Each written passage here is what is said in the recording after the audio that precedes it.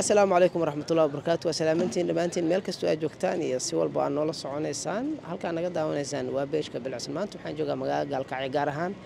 Amal Group sida arkaysaan xaruntan iga dambayso waxaa lagu magacaabaa Natural Wellness Clinic oo ah xarun si dabiici ah loogu daryeelo dadka laba qaybood ay leedahay qayb maqaayada ah iyo qayb markaas fitnesska loogu talagalay marka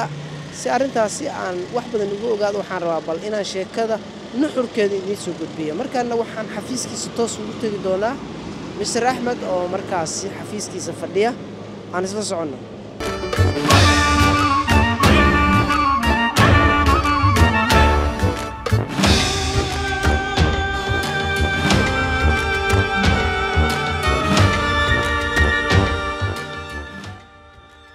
السلام عليكم ورحمة الله وبركاته أحمد واكو سلامي واكو فرح سنة هاي إن حرمت هذا naga ogolaato maanta inaan kugu soo booqano sida sharafta leh aan soo dhaweysay waa kaaga mahad celinaya marka ugu horeyso waxaan rabaa inaad ummadda Soomaaliyeed aad isbarto si kooban magacaaga meesha aad ka howlgasho iyo waxyaabaha markaas lagu qabto kadib waxaan sameyn doonaa waxaan soo mari doonaa qaybta maqaayada iyo qaybta fitnesska bismillah waa dhawahay walaal insha Allah maaragtay ani magacayga waxa la yiraahdaa Axmed Maxamed Xuseen ummadda Soomaaliyeedna waxaan maartay u qabtaa shaqooyin kala duwan oo maartay wacyigelin bulsho iyo maartay dhinaca caafimaadka oo dabiici ah ayaan maartay aan ka soo galaa dhinaca dawada dabiiciga markaan leeyahay waxa weeye qofka isagoo wax dawo ah haba yaraatee la siinaynin ayaa talooyin caafimaad la siiyaa oo ka mid tahay in qofku uu socdo maartay jimicsi sameeyo cunto dabiici ah uu isticmaalo maartay waxyaalaha maartay sida toobinka massage-ka physical therapy-ga waa ugu darnaa qofka marka waxaad arkaysaa bini'aadamka isagoo maartay dadkii waxay barteen awal markaan 4 sano ka hor qofka inuu dawo wax walba ku xaliyo sida kaniiniga madax xanuunka kaniiniga lafaha kaniiniga hurdada kaniiniga maartay awoodda waxaas oo dhan ay ku jiraan cuntadii intaas ayaan maartay dadka aan maartay ku wacyigelinaa habeen iyo maalin qaybahaas kala duwan iyo faahfaahintooda u galina marka hore waxaan jeclahay inaad soo kala tusto xarunta labadeeda qaybood kala duwan maqaayada iyo qaybta fitnesska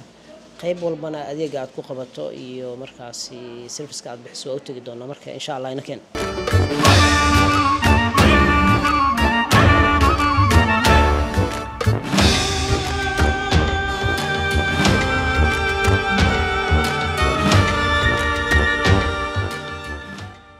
qaybtan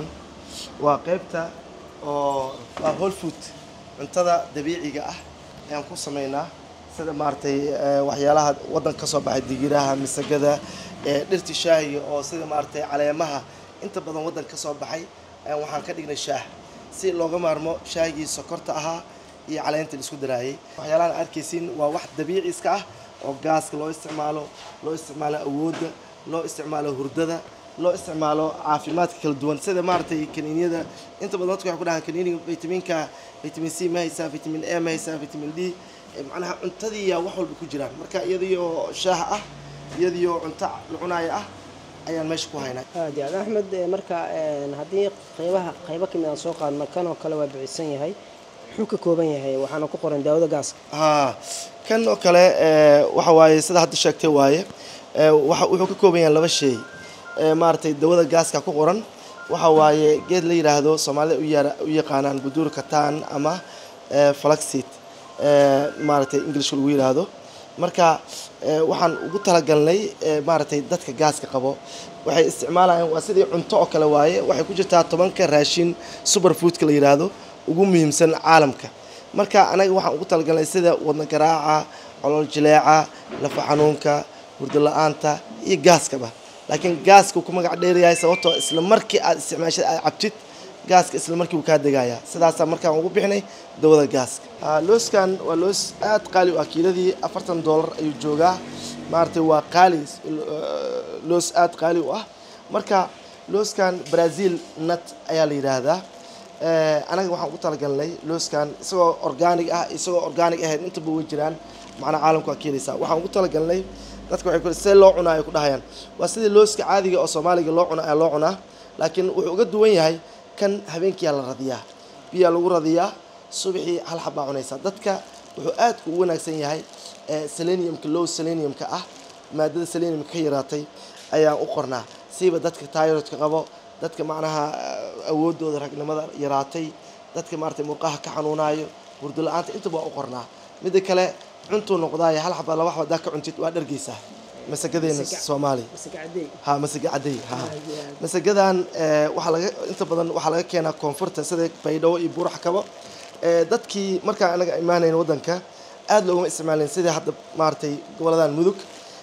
hadda way barteen masagadan waxyaalo badan loo isticmaalaa dadka baabasiirka qabo waa u qornaa dadka caloosha taagan dadka low iron ka ah oo maartay macdad maartay birta oo la yiraahdo dhiigga ku yar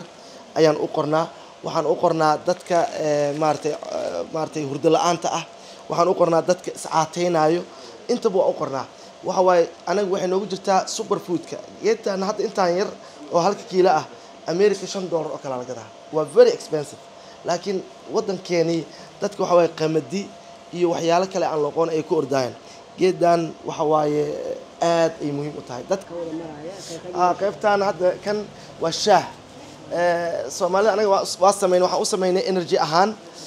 laakiin gabdho Soomaaliyeed waxay u baxsadeenba shaahan power tea anaga magaca herbal tea aan u baxinay laakiin power tea ma haysaa kuleeyeen marka hadda power tea ka xoog batay shaah waa cabaysaa energy qof soo noolaada oo kala noqonaysaa hadda kan oo kale basbaas weeye basbaaska Ethiopia la dhahaa marka anaga waxaan u qadnaa dawo ahaan sababtoo ah basbaaska sidiisa Soomaalida ma yaqaanaan waxay ku leeyihiin baabasiiraan qabnaa gaasaan qabnaa kana qabnaa basbaaska waa lagu daweeyaa baabasiirka iyo maartay hurdo la'aanta wadna garaaca isaga lagu daweeyaa macna caloosha dufta soo celiya kan waxa waaye maartay qaxwo oo aan ka sameynay lafta timirta Soomaalida inta badan maba way la yaabaan lafta timirta si qaxwo loo sameeyaa lafta timirta anaga timirtii caadiga ah ayaan isticmaalnaa lafahooda ayaan aruurinaa kadibna roosteedan ku sameynaa waa dubnaa kadib aan soo shiilnaa marka lafta timirta waxa waaye dadka ma yaqaanaan laakiin waxa waaye energy waaye ragnimada u fiican tahay dumarnimada u fiican tahay lafay dhistaa waxaad uga maarmaysaa qaxwihii dadka gaaska ku kicinayay ama dibirada ku keenayay ama ku xanuunsanayay kan oo kale hadda waxa waa cilaanka dumarka inta badan waxay u marsadaan qurxin oo kale laakiin anaga dawo ahaan u bixinaa dadka waxaan u qornaa oo lugaha ka huraay oo kale inay cilaanka marsadaan caga hurka caga dilaaca waxaas oo dhan aan u bixinaa aad u muhiimsan yahay ragga oo kale inta badan way noogu imaadaan caga hurka waa u qornaa Axmed waa mahadsan tahay shay walba halkan saaran inaga Soomaali ahaan si caadi ah u isticmaalnaa laakiin adiga waxa u dhigaysaa isticmaalkii inay dawo tahay hadda heelka kale anaga shaahan ku darsanaa kaliya caafimaad u bedeshay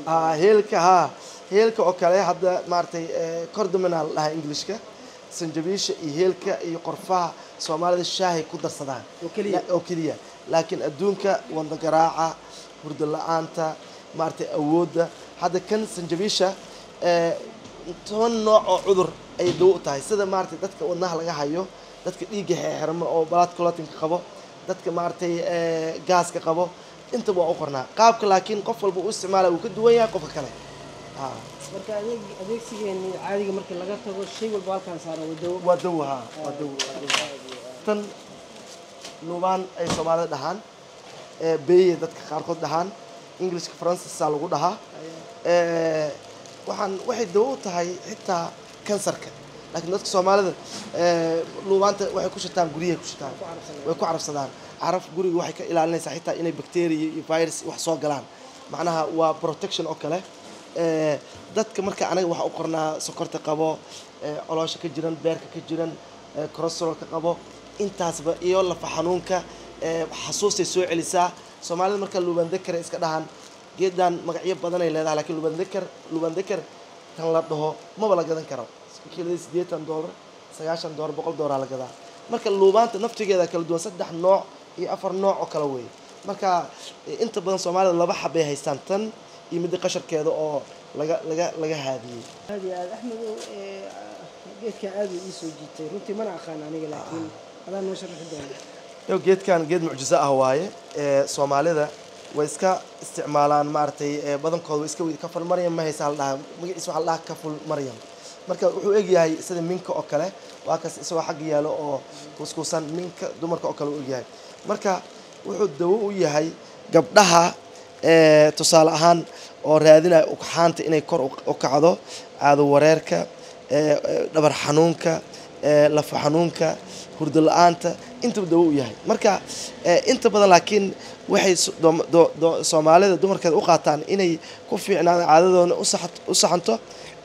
maartay ugxaantana u badato ay u isticmaalaan laakiin intaasoo nooc oo dawo ayuu leeyahay waxa way alaabtan waxa caagadaha loogu shubay wadankan waa wadan iska kulul marka caagadaha waa lagu ilaalinaa in shayga uusan bahal gelin markii la soo shiido hadda tan oo kale waa daafida Soomaalida deef ay dhahan ama English deef lagu dhahaa marka Soomaalida daafi ay iska dhahan canjeero daafida miraha laga sameeyo waaye markii iyadii iyo heedii qamadii la isku daro ayaa daafi laga sameeyaa kan loosasa ku jiro misagadii oo galkeeda qabtay weeye tan misagadii oo la tumay weeye qamadiya ku jiro hoos digirtii ayna Soomaalida ah weeye waa tan digirtii Soomaaliya ka baxdo weeye marka intaasoo nooc oo kala duwan ah xulba ku jirto meelaha qaarkood soor iyadoo laga dhigay heedii misagadii oo soor laga dhigay qamadii oo soor laga dhigay galeydii oo soor laga dhigay intaasoo nooc ayaa taal mid walbana cuntadina anaga Soomaali ahaan cunto ahaan iskaga qaadana anaga dadka markay noo imaadaan dadka gaaska qabo